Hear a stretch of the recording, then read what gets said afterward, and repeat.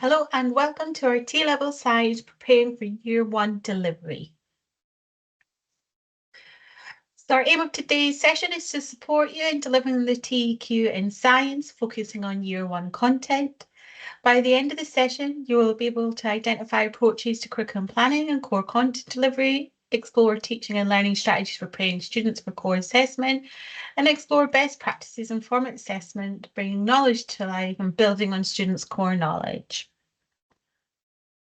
So before we explore what's in Year 1, let's have a review of the components of the technical education. So in Year 1, students will focus on core content, core skills and general competencies. In Year 2, the emphasis will shift to occupational specialism knowledge and occupational specialism skills.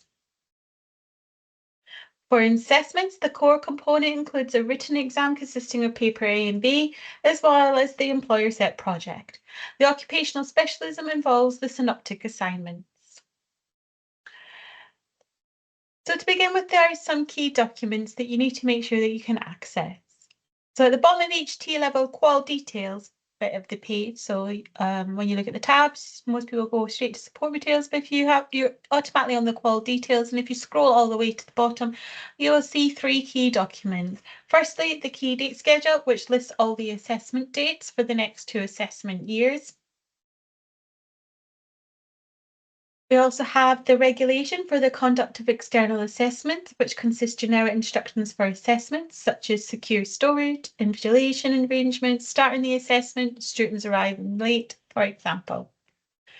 We also have the qualification-specific instructions for delivery, or QSID, which breaks down requirements for each assessment and each qualification, such as whether it's supervised or invigilated, whether computer or internet is required or allowed, whether they can do an online assessment, and set date and time or window. So now let's explore what you should be exploring and including in your curriculum design in Year 1. So you have the core content A and the core content B, which gives the thorough coverage of those foundational topics. You have core skills, which are essential skills that the students need to that need for their academic and professional growth. They have the general competency framework, which aligns teaching with maths, English, and digital competency required for the course and future careers. Academic skills, so fostering skills such as critical thinking, research, and academic writing. Teaching strategies for effective approaching and excelling in exams. Use of ongoing assessments to gauge student understanding and provide their feedback. Conducting practice exams to prepare students for the actual assessments. Encouraging students to take initiative and responsibility for their own learning outside the classroom. Providing techniques for effective revision and retention of information. And instilling professional attitudes and behaviours expected in the workplace. When planning and teaching and delivery, consider the following external factors and commitments. Beware of all important dates for exams, assessments, and project deadlines. Plan for industry placements considered during the summer between the first and second year and how they integrate within the curriculum.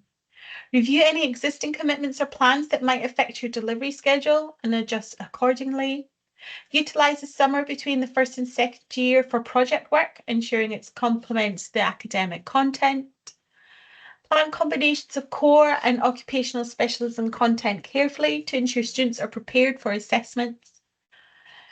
And note that there is only one attempt at the final assessment at the end of Year 2, with an option for the first core assessments attempt in the autumn series of Year 2. Effective long-term planning is essential to balance core and OS content, ensuring students are well prepared for their assessment and industry placement. Now let's explore 3 potential approaches to curriculum design. These approaches are all based on 3 tutors being available. Obviously, each centre will be different, so please align these approaches to the resources that you have at your centre. So in this one, we have tutor 1 who is teaching 2 sections of paper A. So these are the 2 sections with the paper A. Tutor 2 is teaching a section of paper A and B1. And tutor 3 is teaching B2 and the final section of paper A. All three tutors are also doing core skills delivery. Approach 2 is using the assessment structure. So all of tutor does one also does all sections of the paper.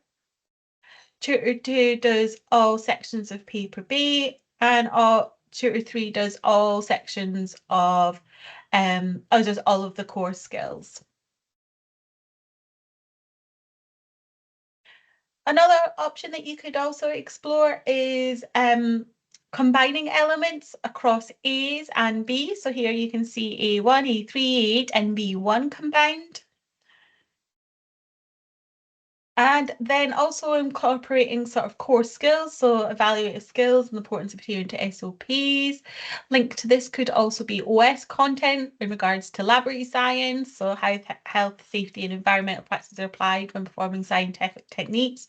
So this allows a holistic approach to delivery and touching on that year 2 content as well as the core skills and incorporating that into delivery in order to give that further relevant application. So it's entirely up to you which approach works best. You may find that actually it's a combination of approaches that use and they use not one size fits all. In the core exam, the assessment objectives for the exams are AO1 to AO3, moving from the lower level to higher level. These are the same for all TQs. When exploring the specification, you will find the weightings for AO1, AO2, and AO3. The ESP has 5 assessment outcomes. AO2 focuses on the pathway core skills, and you can see depending, you will be able to see using the guidings that actually this can range to almost around about 50% of their overall grade for ESP. This highlights the importance of the application of vocational skills, not just the application of knowledge. A4 looks at the effective use of general competency framework in the assessment, with AO5 really focusing on that evaluation and reflection of skills. Core skills are an important part of the technical qualification are assessed in ESP. There is some overlap and some unique skills. Each specification has more detail on the content to be covered for each core skill, so to be sure to check. You'll also find in the guidance, the tutor guidance and the sample assessment material, how each core skills are assessed and what core skills are assessed in each of the tasks. The general competency framework applies to all T levels and can be found in the specification. It has specific English, maths, and digital competencies, which we've already mentioned is assessed throughout. In the specification, you will also find a mapping document, which has mapped the English and maths and digital competencies to the core skills, as well as the occupational specialism. So when you're thinking about when can I sort of incorporate these and utilize these into my delivery, then you can explore, well, when I'm teaching core skill 1, or if I was teaching towards assessment task 2, and task 2 assesses CS2 and CS1, for example, then actually these are the English and maths competencies that I could incorporate into my delivery. So definitely explore this mapping document within your design. The reason why this is important. So the GCF, which is crucial in ensuring students develop the necessary competencies to be successful in their industry. It provides a structured approach to building those essential skills required in the workplace. The GCF helps support students during the industry placement by ensuring they have strong foundational skills in maths, English, and digital literacy. This alignment ensures students can effectively apply their knowledge in real-world settings. In regards to English, maths, and digital skills, these fundamental skills are assessed both in the core exams and the ESP. Recent T-level assessment series have shown that students are scoring low in these areas, highlighting a need for targeted support and improvement. Feedback from providers, including Ofsted inspections, has pointed out gaps in skill development. For instance, during an inspection, a student was asked, how are your maths and English skills being developed whilst you're studying the T level? This question underscores the need for clear integrated strategies to enhance these skills throughout the course. By addressing these areas, educators can ensure students are better prepared for both their assessments and future careers. So in addition to the outlined curriculum planning, teaching strategies and assessment preparation, there are several other crucial elements that should be incorporated in the delivery of the Science T-level programme. So these are some areas that we've identified, and the list isn't exhaustive. So you have demonstrating professionalism, which is crucial, being able to summarise information effectively and synthesise diverse pieces of data into coherent insights is vital. The mastery of both written and verbal communication is fundamental. The ability for the students to self-direct and acquire new knowledge autonomously is key. Developing both critical thinking and problem-solving skills is really important to make those well-informed decisions and challenge assumptions. And utilising evidence-based research ensures that the decisions and practices are grounded in the latest, most reliable information. So incorporating these elements into delivery not only enhances the students' performances, but also contributes to overall success. By developing and integrating the skills, students can achieve greater effectiveness and drive meaningful outcomes in their programme. So formative assessment can also help both the teacher and student understand what needs to be learned and how this can be achieved. During the learning process, formative assessment can identify students' progress as well as highlight gaps in their knowledge and understanding. Therefore, giving the teacher useful insights as to what feedback and instructions can be provided to continue to move learners forwards. Formative assessment takes place during the learning process. It continually informs the teacher and student as how learning can move forward as it is happening. This is different to summative assessment, which focuses on the evaluation of student learning at the end of the process. So here are some examples of formative assessment that you could utilise. So analysing student work through self-assessment or peer assessment, using three-way summaries where students write 3 summaries in response to a topic in increasing length to test understanding of the content. Utilising 1-minute papers, students write briefly about a topic, summarising their key learning. Visual exercises, so getting students to draw something or create a collage based on their topic. So these are just some examples of formative assessment that you could utilise within your delivery. But the key is to make sure that they do have value and the students do understand how these support their individual progression and outcomes. So enriching learning experience is essential for fostering deep understanding, critical thinking, and long-term retention of knowledge. By incorporating diverse and interactive activities, students can engage in meaningful ways that go beyond traditional instructional methods. And often a common utilisation of learning enrichment is using like campaigns throughout the year, so Stoptober, for example, and linking that to the specification. But other ideas could be trips, getting external speakers in, getting the students to create a play around the content as well, playing Taskmaster style games. The list is endless. So formative assessment can allow for that ongoing progression, but enriching learning can help cement that and increase enthusiasm and motivation within the curriculum. So now we've explored sort of curriculum planning and design. Let's really delve down into assessment readiness and how some key areas of development for the different Year 1 core assessments that you can explore and look to improve and work on within your curriculum planning. So core exams. So paper A and paper B have distinct mark allocations for AOs and quality of written communication, or QWC. So there are 3 AOs which are assessed, as I mentioned earlier, and then the QWCs.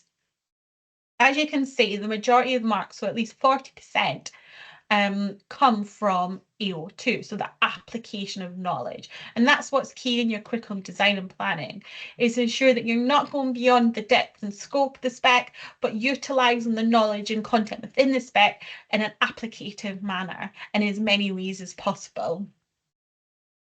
Paper B and paper A both have 12 marks for quality of written communication. So therefore, QDVC contributes 21 marks in total. Understanding this breakdown helps students effectively allocate their time and effort across different components of the examination. You can explore this in even more detail in our T-Level Science YouTube playlist. And in there, we have a video that explores the mastering ERQs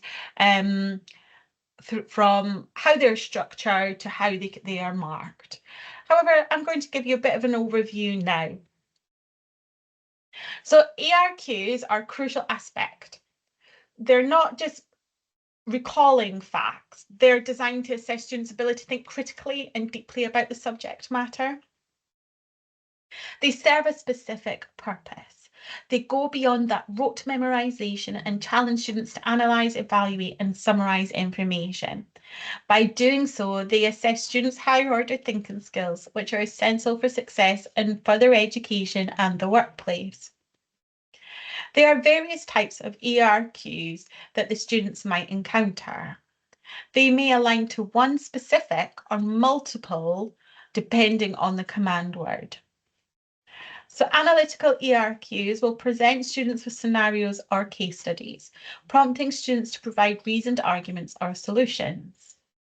Evaluative ERQs will require students to weigh different perspectives or theories within the subject area and justify their opinions. Applicative ERQs will ask students to apply their knowledge to real-world situations and explain the potential implications or outcomes. Comparative ERQs will task students with comparing and contrasting different theories, methodologies, or approaches. And finally, significance ERQs will prompt students to discuss the significance or relevance of certain concepts or ideas within the subject. So in summary, mastering ERQs is not just about the content. It is about being able to think critically, analyse information effectively, and communicate students' understanding clearly. So let's explore some top tips for the ERQs and QWC, which you can then incorporate within your curriculum planning. Firstly, understanding the question is key. Students need to take time to dissect the question, identify key terms, and understand what's being asked. Next, students need to plan a response before diving into writing. They need to outline main points and the structure of the answer to ensure clarity and coherence. When it comes to QWC, clarity is paramount. Use clear and concise language and structure the response with an introduction, main body, and conclusion. Students need to support points with evidence and examples. Whether it's theories, case studies, or real-world examples, backing up arguments strengthens the response. They need to engage in critical thinking and analysis. They need to be able to evaluate different perspectives, theories, or implications of the points to demonstrate depth of understanding.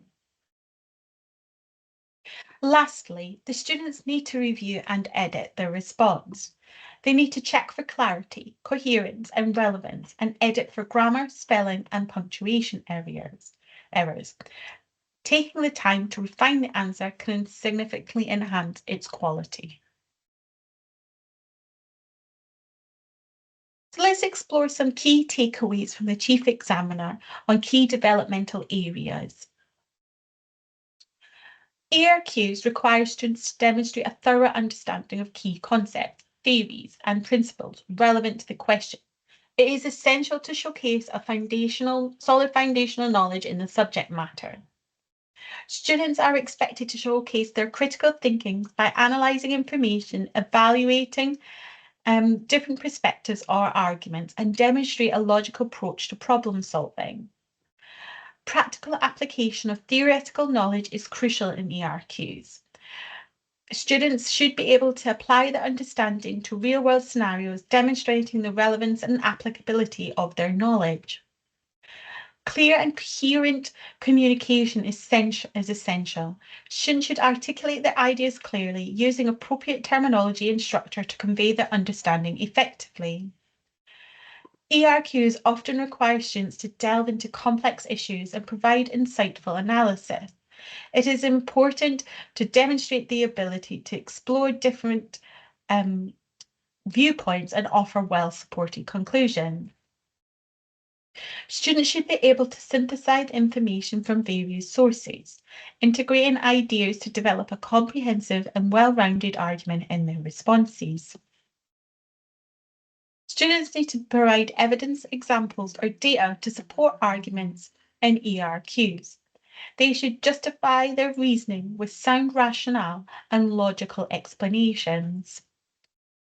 It is essential that students maintain relevance and focus in the ERQ responses, addressing the question promptly, directly, and avoiding tangents or irrelevant information. Responses should be presented in a clear, organised, and coherent manner, with logical structure that facilitates understanding for the reader.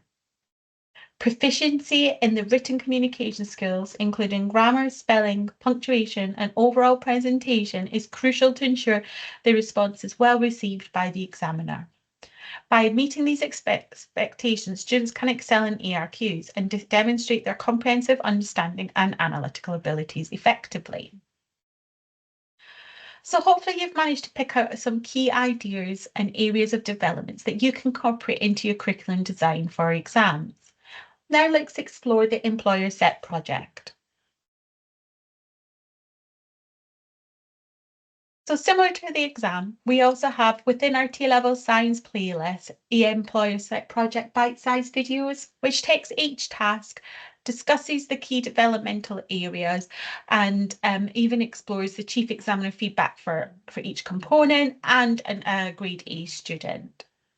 However, we're going to have a little glance at the ESP now and look at each of the tasks in a bit more detail. And then you can utilise these bite-sized videos to examine that even further. So this is the T-level science ESP at a glance. So task 1 is research a strategy, which is 3.5 hours. And the objective of this is to produce a literature review to support subsequent tasks. Students have access to database and use of Proforma. Task 2, the plan a project task, is 3.5 hours, where the students investigate a specific issue and plan a corresponding project. Database access, risk assessment templates, and matrix is available for this task. For task 3, students analyse data. And again, this one is 3.5 hours. The objective of this is for the students to report on data analysis, applying statistical techniques. They will utilise LIMS and guidance documents. Task 4 is the presentation of outcomes and conclusions, which is 4.5 hours long, where they need to create and present a scientific poster summarising the project's outcomes and conclusions. Audiovisual recording equipment for presentation and documentation is needed for this task. Task 5 is a 1-hour group discussion where the students engage in a discussion to address a concern raised, followed by drafting an email response. Audiovisual recording equipment for capturing the discussion and email documentation. And then finally, task 6, which is the 2-hour reflective evaluation task, where the students need to conduct a reflective evaluation of this project. There are performers available for this task. So this summary provides an overview of the task within the Science ESP, highlighting the main activities. We're now going to explore some feedback, so Chief Examiner feedback for the previous summer series, and then we're going to delve into these tasks in a little bit more detail. So the key themes for the Science Core ESP. So the overall standard of student work was deemed good, with most students attempting all tasks within the ESP. Many providers prepared students effectively for the ESP, utilising mock ESPs and feedback to improve weakness. Students achieved across various grades, demonstrating a range of performance levels. Providers were encouraged to ensure students are well versed in the task requirements, performers, and Excel spreadsheet usage. Students should be utilising the provided performers for certain tasks, as they facilitated meeting grading criteria. Some students who didn't use these performers missed certain aspects of the tasks. Providers are encouraged to ensure the quality of submitted video evidence, addressing issues like non-playable videos or poor sound quality. It is also recommended for students to submit scientific posters for Task 4 instead of printed reports or PowerPoint presentations. Practice like verbal introductions or visual identification of students during group discussion were beneficial for examiners. Providers were reminded to verify the correct video evidence submission for Task 5, as there were instances where the students whose work was being examined was not included in the group discussion video. So overall, standard of student work was generally positive. Now let's explore each of these tasks in a bit more detail. So research strategies. So all of these tasks are within the assessment window and they're all supervised. So the first one is 3 hours long, where the students have access to the project brief, computer access, and NCFE literature database. They're required to produce literature review, and browsing history should also be provided. There is also a source justification pro forma available. Students need to choose effective sources and justify their selection based on reliability. The students need to discuss multiple sources thoroughly to secure higher marks. They need to address quantitative data and evaluate success, usefulness for future tasks. And they need to utilise proper reference and write in formal third person to achieve those higher marks. For task 2, again, it's a 3-hour limit with the 30-minute for project diary. The students will require project brief, computer access, literature database, copy of their literature review from task 1, risk assessment form, risk matrix, and their project diary. And the evidence that they will then produce is a project plan.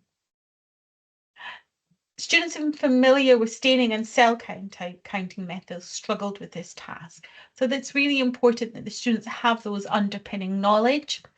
This lack of familiarity led to inaccurate descriptions.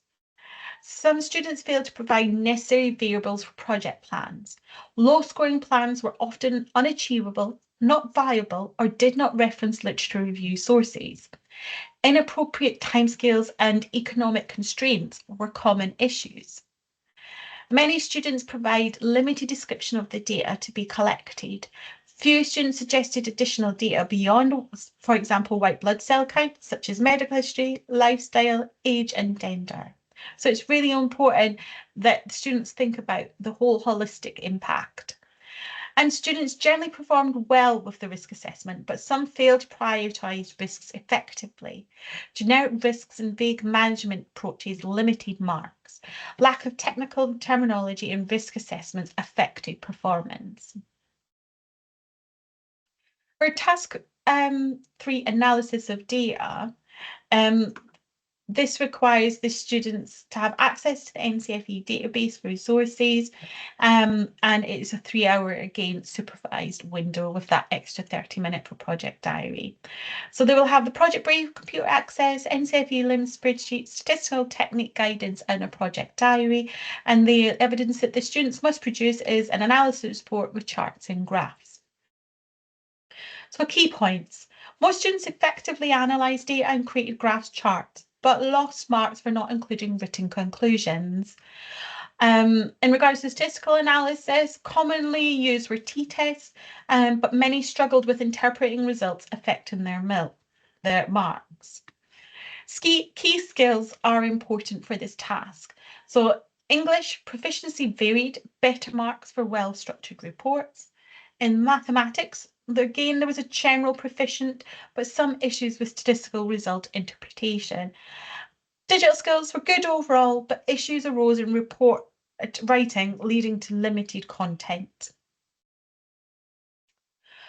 For task 4, presentation of outcomes and conclusions. So the students need to produce an A2 scientific poster, including description of the problem, results of the analysis, and conclusions drawn.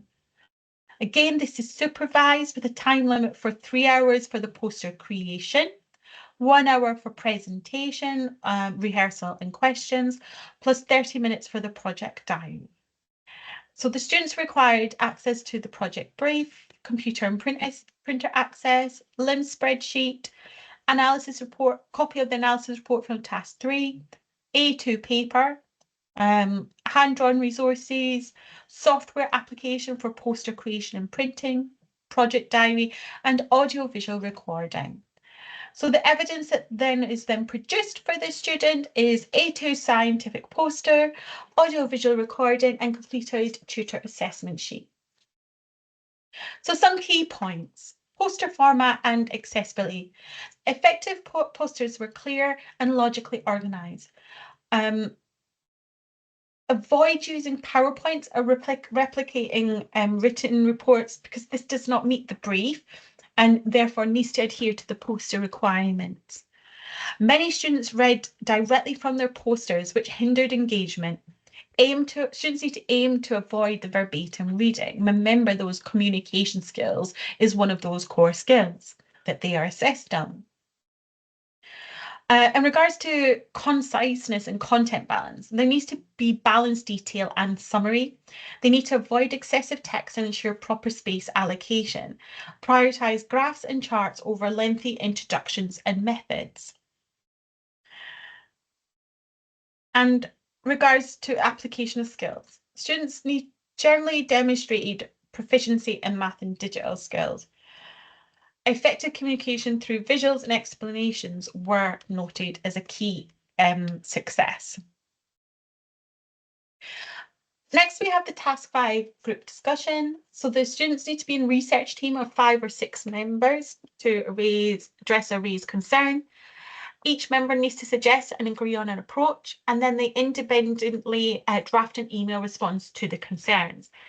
So the time limit is 1 hour. So that's in 10 minutes to review previous tasks and email, 40 minutes for the discussion, and 10 minutes for email draft.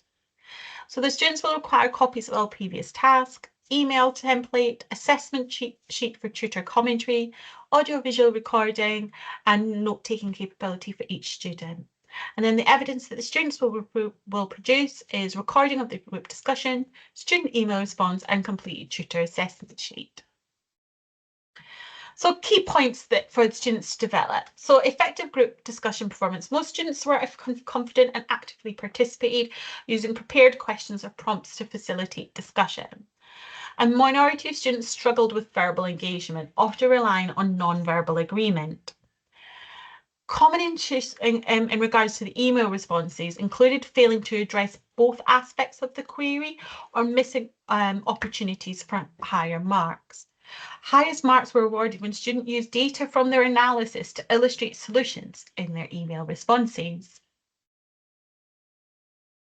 And task 6, the reflective account. So this is a 2 hours final task where they need to produce a reflective evaluation. They have access to project brief, copies of all evidence from task 1 to 4, excluding audio recordings, computer access, literature database, LIMS spreadsheet, and the student will produce a written reflective evaluation. So key points. So many students struggled with evaluating their project performance, resulting in lower scores. A common issue was the lack of clear reasons for suggested change if the tasks were redone, impacting assessment outcomes. Students who integrated their reflections across all project tasks received higher marks compared to those who addressed tasks in isolation.